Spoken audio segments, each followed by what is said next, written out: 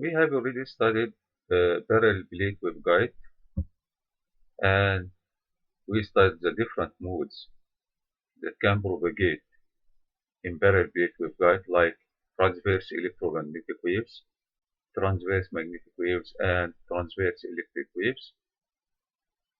And through our study, we have obtained the electric fields and magnetic fields for the different modes.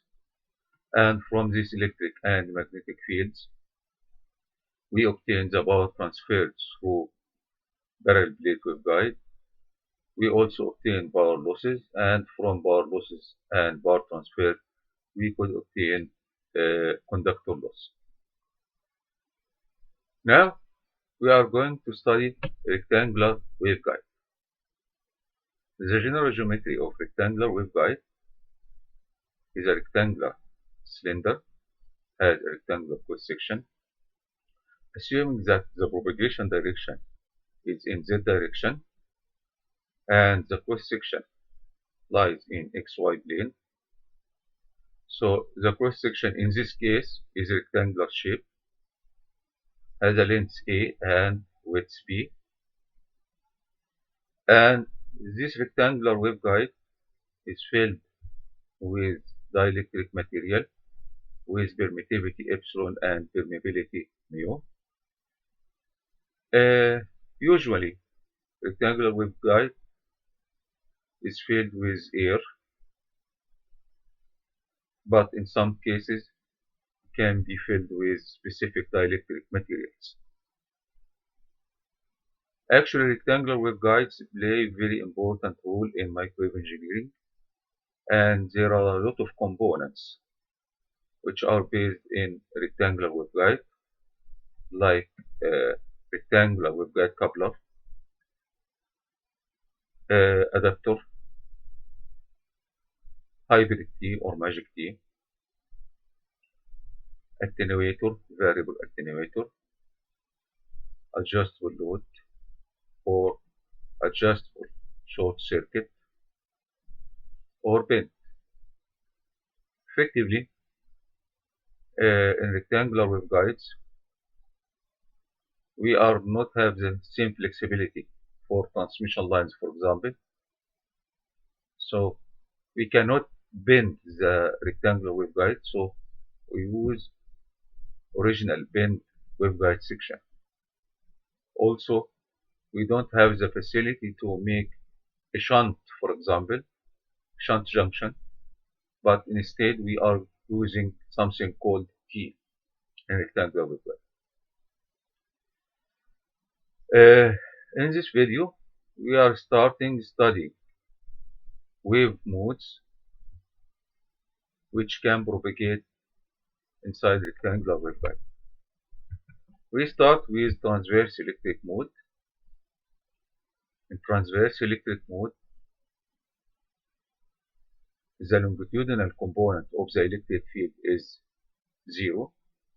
So in this case, the only longitudinal component is Hz.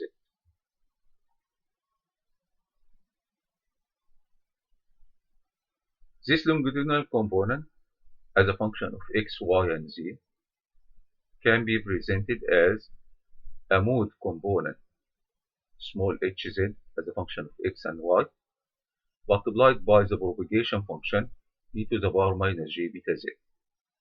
Because inside the waveguide, the dependence on z can be e to the power minus j beta z for forward propagating, or e to the power plus j beta z for backward propagating. Here we are assuming that the wave is forward propagating in positive z direction. The Helmholtz equation, or the Helmholtz wave equation, for transverse electric mode is given by partial by partial x squared plus partial by partial y squared plus kc squared, all of this operator multiplied by hz as a function of xy equals 0. Where kc squared here is k squared minus beta squared, and k is omega squared omega square root mu s.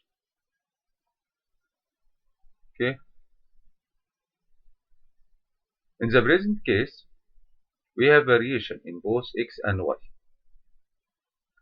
For the case of parallel plate waveguide, the variation on x, or the function as a function of x was constant, so the variation with respect to x was 0. But in the present case, there is a variation in the x direction and variation in y direction. Thus, the function hz in this case is function of x and y. To simplify the problem, we are going to use what is called separation of variables. In separation of variables, we are assuming that the function hz as a function of x and y is a multiplication of two functions. One function is capital X, which is function of x only, and the other function is capital Y, which is function of y only. This assumption is called of separation of variables because we have separated the variable x from the variable y. Now, by applying this assumption on Helmholtz wave equation for the waveguide, the derivative with respect to x will operate only on capital X function, because y in this case is constant. On the other hand, the derivative with respect to y will operate only on y function, because x in this case will be constant with respect to x.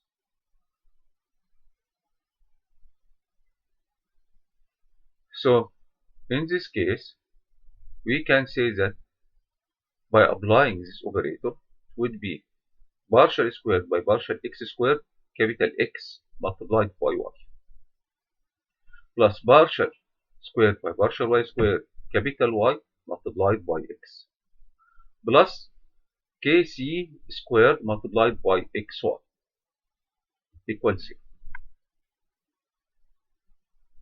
Now, by dividing both sides, the left hand side and right hand side, by x, y, we can obtain the function as follows. This was y partial squared by partial x squared x. If we divide it by xy,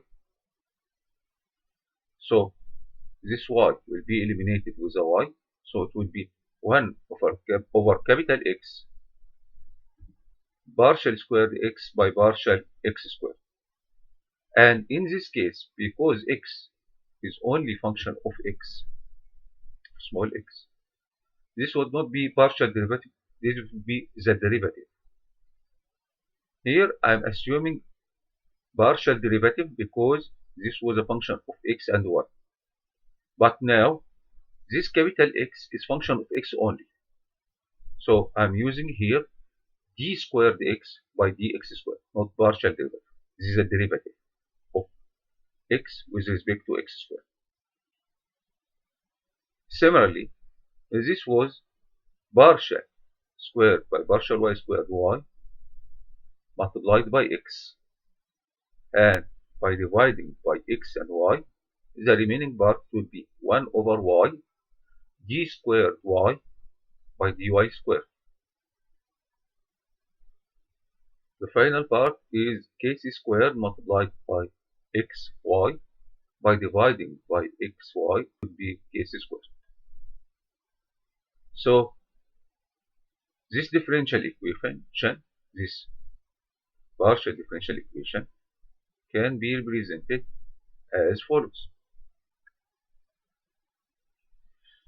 It can be noted here that the first element is function of x only, because capital X is function of x, and this is the derivative with respect to x.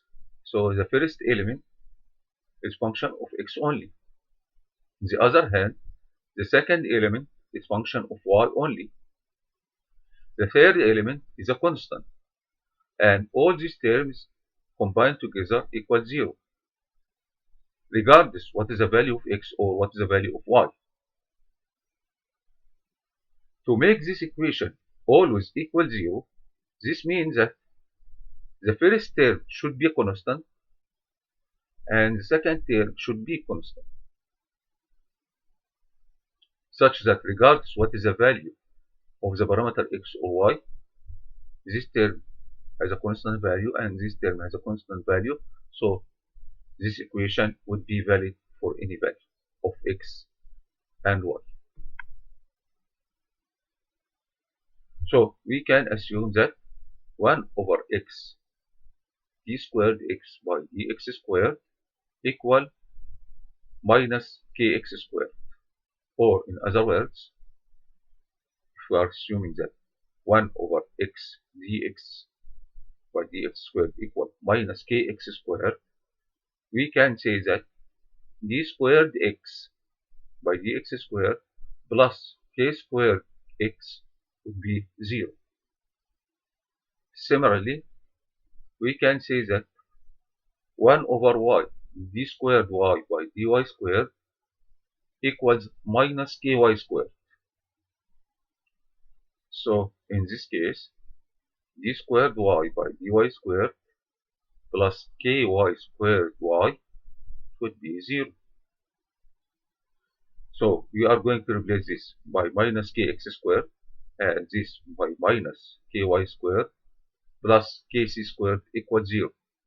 Or in other words, we can say that kx squared plus ky squared equals kc squared. Now we have converted this partial differential equation into two elementary ordinary differential equation. So each equation here is function. This equation is function of x only. This equation is function of y only. Now we can solve this equation to obtain capital X, and we can solve this equation to obtain capital Y. And by solving capital X and capital Y, we can obtain the mode function hz as a function of x or y by multiplying x by y. Okay? And because this second order differential equation, we will have two solutions, and each solution will have a constant. So we have two solutions with two unknown constants from x, two solutions with two unknown constants for y, and also we don't know what is the value of kc. So already we have four unknowns from these differential equations and another unknown here. We have five unknowns.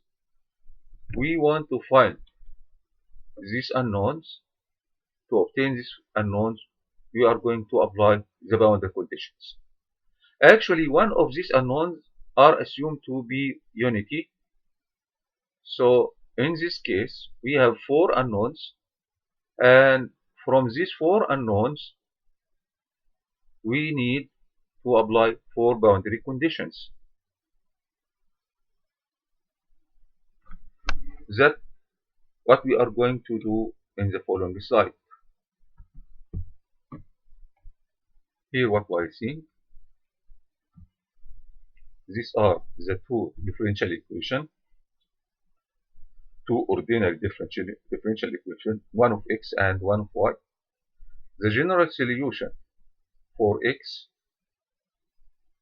for this differential equation is an unknown constant a cosine kxx plus another unknown coefficient b sine kxx.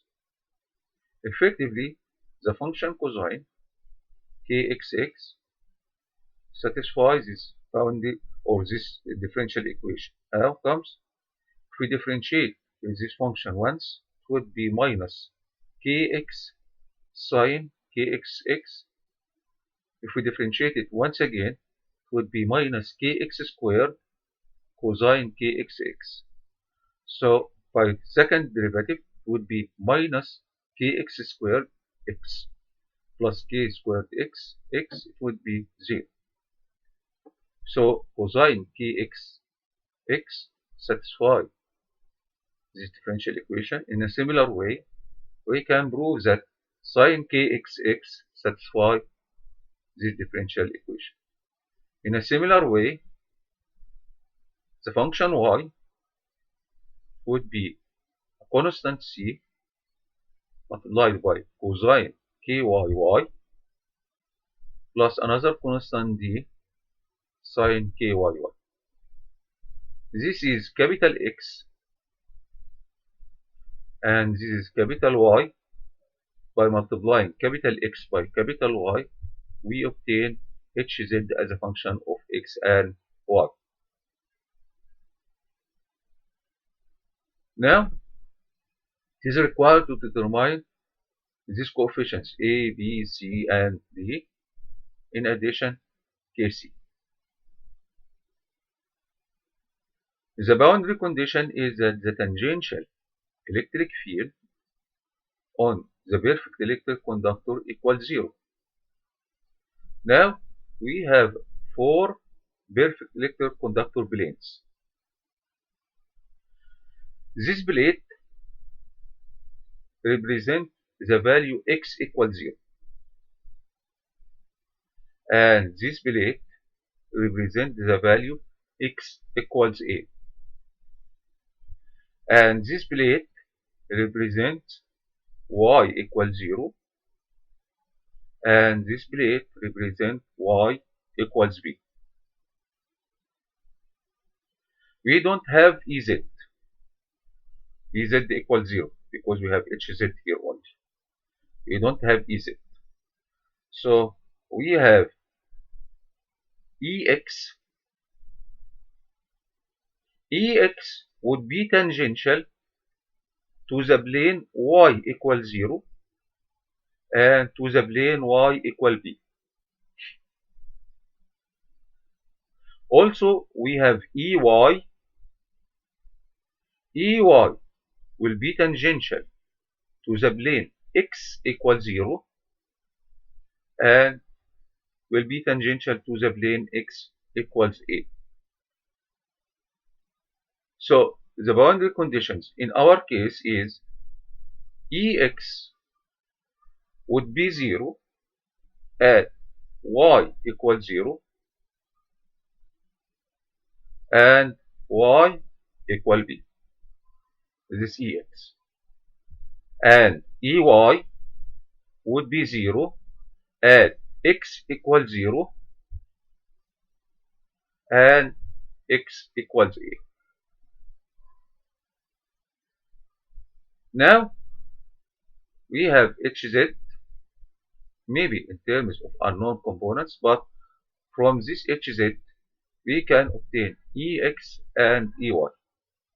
If we remember, Ex would be proportional to the derivative of Hz with respect to y, and Ey would be proportional to the derivative of Hz with respect to x. As I mentioned before, when we are going to derive electric field from magnetic field Hz, the derivative will be the reverse of the direction of the field. So if I'm talking about electric field in x, I'm talking about the derivative of Hz with respect to y. And if I'm talking about electric field in y, I'm talking about the derivative of Hz with respect to x. Okay?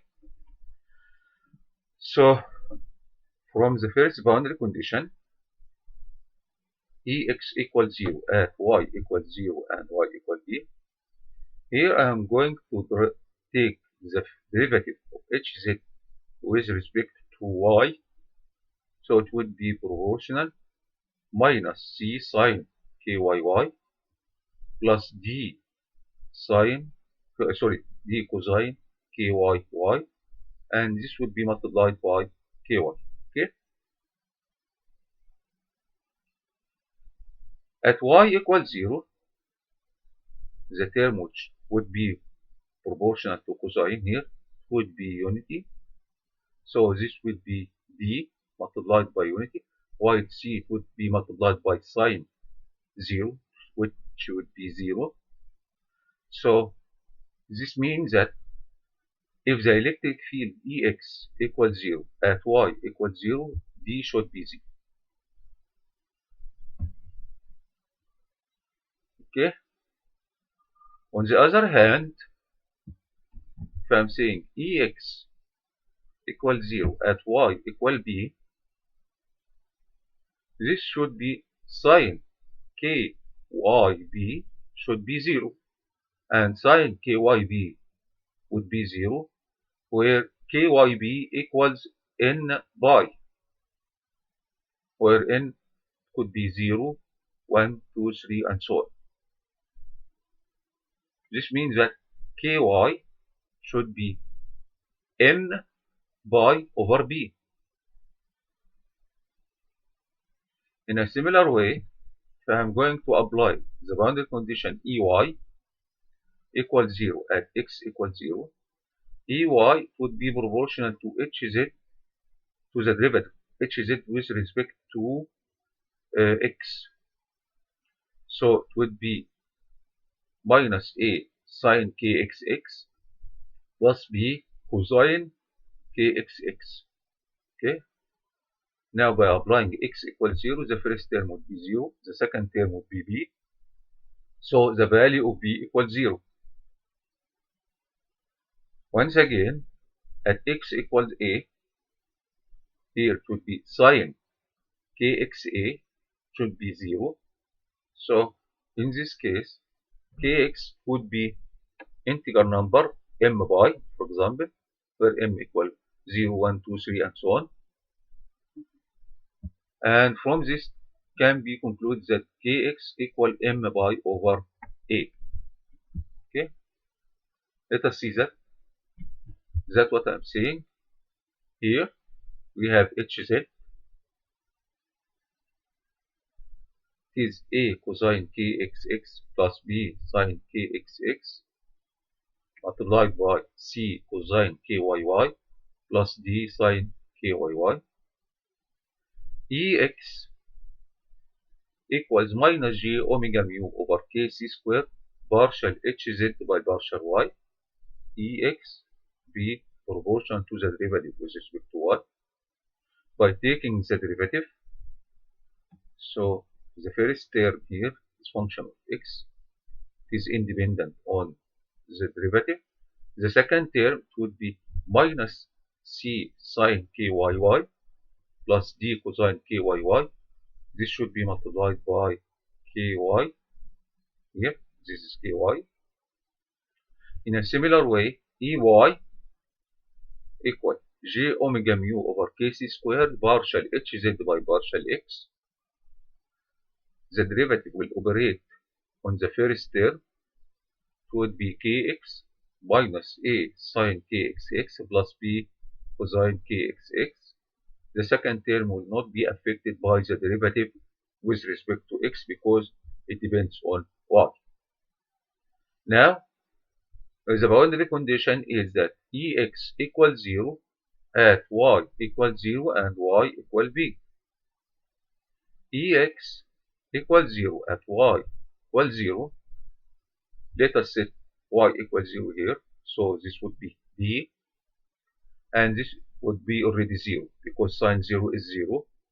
So in this case, d should be 0.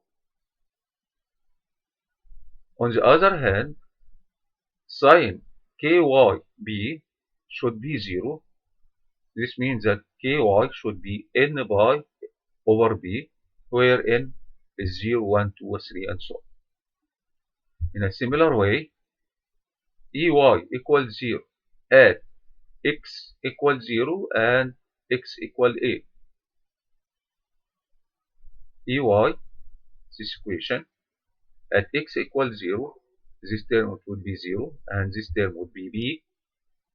So in this case, b equals 0. On the other hand, at x equal a, sine kxa should be 0.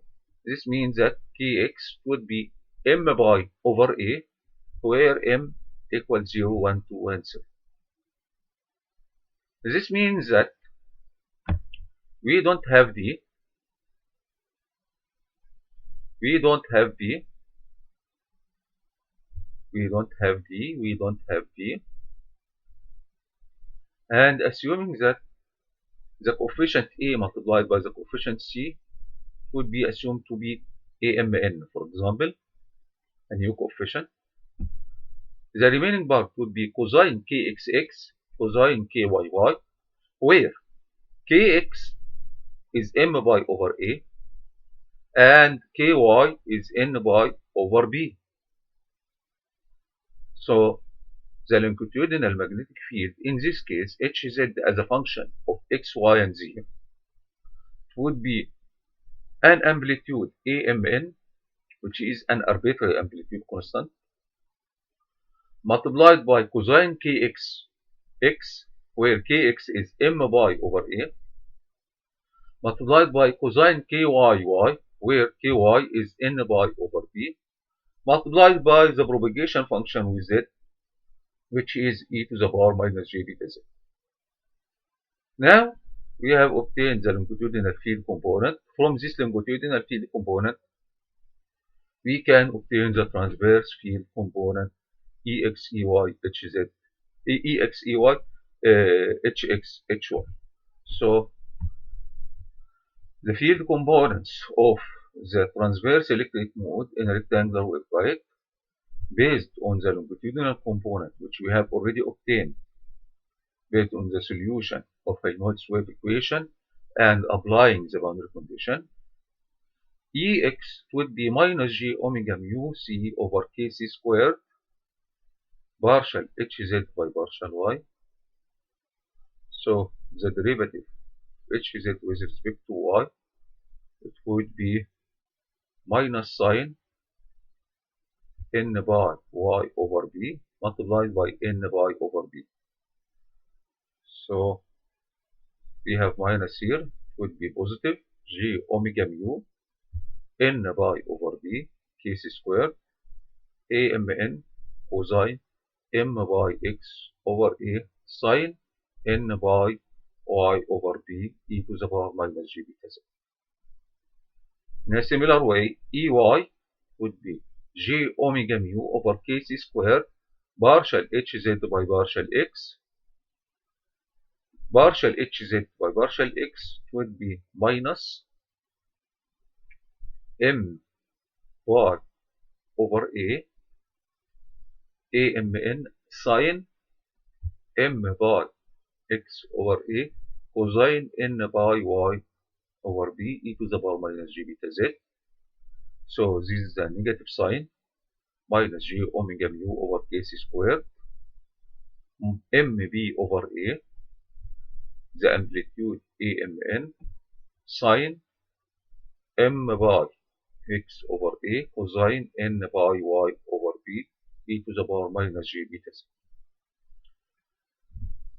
Hx would be minus j beta over kc squared partial hz by partial x. We have already made partial hz by partial x in ey. It would be m by over a. We have a negative sign, and negative sign here to be positive. J beta over kc squared m by over a amn sine cosine.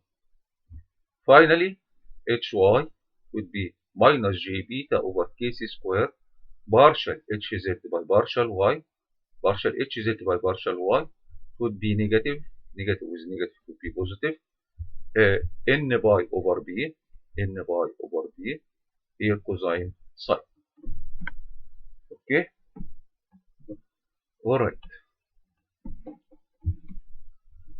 Where kx squared plus ky squared equals kc squared. And as we mentioned, kx is m by over a, where m equals 0, 1, 2, and so on. And ky is n by over b, where n equals 0, 1, 2, 3, and so on. So in this case, kc squared, which is square root of k squared minus beta squared, equal m pi over a squared plus n pi over b squared. So we can see that the propagation constant eta equals the square root of k squared minus kc squared, which means that the propagation constant along the rectangular waveguide in the case of transverse electric mode would be the square root of k squared minus m pi over a squared plus n pi over b squared. When the value of k, which is proportional to the frequency, because k equals omega square root mu epsilon, when k is greater than k cutoff or kc, the propagation constant beta, it would be real and there will be propagating mode. If k is smaller than kc, the propagation constant would be imaginary, it would be evanescent mode. So we can define the cutoff frequency, which is the lowest frequency, such that the mode Mn would be propagating. The cutoff frequency F cutoff of mode Mn equal k cutoff over 2 pi square root mu epsilon. And effectively k cutoff equals square root m pi over a squared plus n pi over b squared. So the cutoff frequency would be 1 over 2 pi square root mu epsilon square root m pi over a squared plus n pi over b squared. Actually, this pi squared, it can be eliminated from this square root with this pi. So we can say that it is 1 over 2 square root mu epsilon square root m over a squared plus n over b squared. Okay, this is the cutoff frequency for the mode Mn. Below the cutoff frequency, this mode will not propagate. Above this cutoff frequency, or for a frequency greater than this cutoff frequency, this mode, this Mn mode can propagate.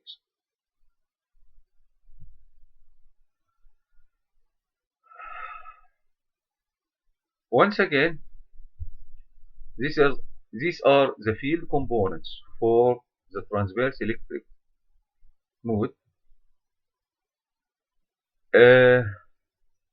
From these field components, we can obtain the wave impedance for the transverse electric mode TE, ZTE, can be defined as EX over HY or minus EY over HX, and in both cases EX over HY equals omega mu over beta, because the remaining parts are exactly the same.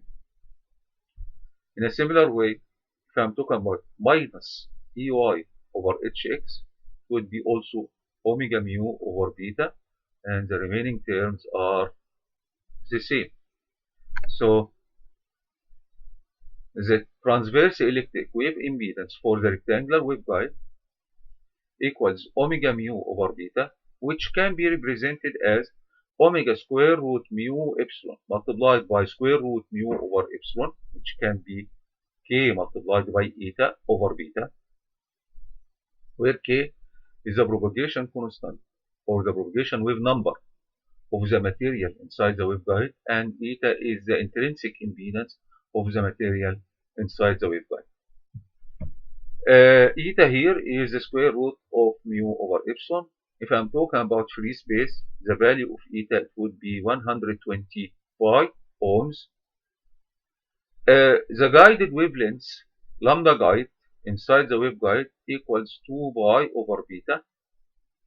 And because beta is smaller than k, 2 pi over beta is greater than 2 pi over k, which is the free space wavelength.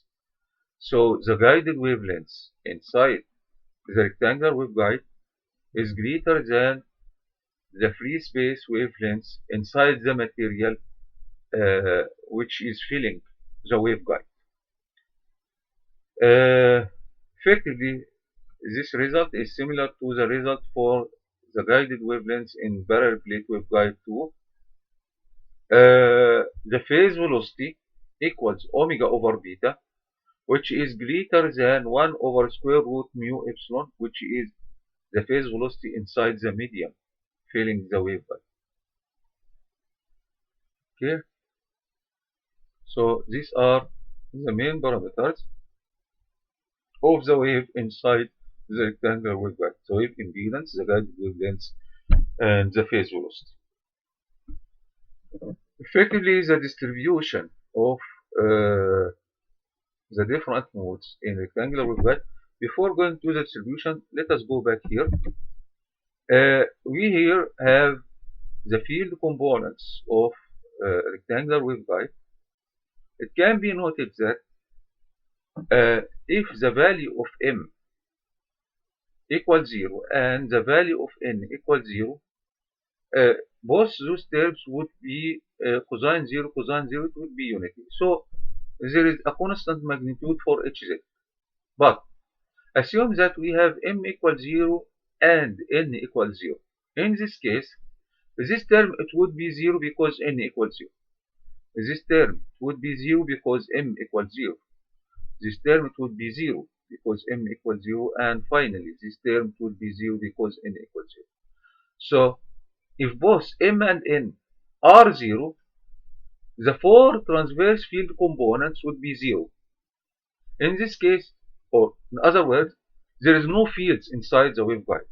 And this means that there is no mode or there is no propagating field inside the waveguide. So, even so, the value of m and n can be 0 for the value of hz, they cannot be 0 for the transverse component. So we cannot use the value of m and n simultaneously 0. Okay? However, we can use one of them is 0. So assuming that the value of m is 1 and the value of n is 0, so in this case the magnetic field Hz would be A10 cosine by x over a e to the power minus j beta z, because cosine 0 here is unit. Okay? Here we don't have ex because n equals 0 and we don't have hy, but still we have ey and hx. A similar condition where m equals 0 and n equal 1. In this case, if m equals 0, we don't have ey, we don't have hx, but we have ex and we have hy. So mathematically, the value of m and the value of n can be 0, 1, 2, 3, and so on. However, the value of m and n cannot be simultaneously 0. It means that the lowest order that can be used in transverse electric field for rectangular waveguide is either 1, 0 or 0, 1. Okay? In the case of 1, 0, in the case m equal 1 and n equal 0, we will have ey, hx, but we don't have ex or hy. Okay? That's what we are seeing here. If I'm talking about the transverse electric mode with m equal 1 and n equal 0. And actually this is read as TE10 mode. It is not read as TE10. It is not 10. Okay? It is TE10 mode. 1 corresponds to the value of m and 0 corresponds to the value of n. Alright? So if I'm talking about TE10 mode, TE10 mode I have EY HX, and the value of EY is proportional to sine by x over a. So at x equals 0, it would be 0. At x equal a, it would be 0. In between, at x equal a over 2, it would be maximum. So in this case, at x equals 0, there is no electric field. At x equal a, there is no electric field. At the middle, there is electric field maximum in y direction. So in this case, I have electric field in y direction, and I have also a negative sign, so it is in negative y. Alright? On the other hand, the magnetic field in x direction, and also is proportional to sine by x over a. So in this case, the magnetic field would be in x direction, and it would be mainly concentrated around x equal a over 2. Okay? If I'm looking from above the waveguide, I can note that the magnetic field here is in HZ direction, and it rotates, makes closed loops. And this magnetic field would be proportional to cosine by x over a. So the magnetic field in z direction would be maximum at x equals 0 and at x equal a. And at x equals 0, it would be positive. At x equal a, it would be negative, because cosine by it would be negative 1. So at x equals 0 would be positive and maximum.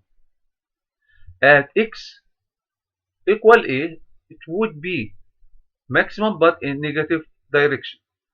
So the magnetic field is mainly Hz near the walls of the waveguide, while it is mainly Hx inside the waveguide. And these loops of the magnetic field would introduce electric field normal to it in y direction. And we don't have z component for the electric field. This is actually the distribution of the electric field for the mode transverse electric 10. What will be the situation if I'm talking about the transverse electric 20 mode? In 20 mode, the value of m, it would be 2, and the value of n, it would be 0. So at least ex and hy would be 0 as in the previous case, but now we have cosine 2 by x over a. Cosine 2 by x over a, it means that we have two different loops inside the waveguide. So in this case, we have this a loop and this another loop.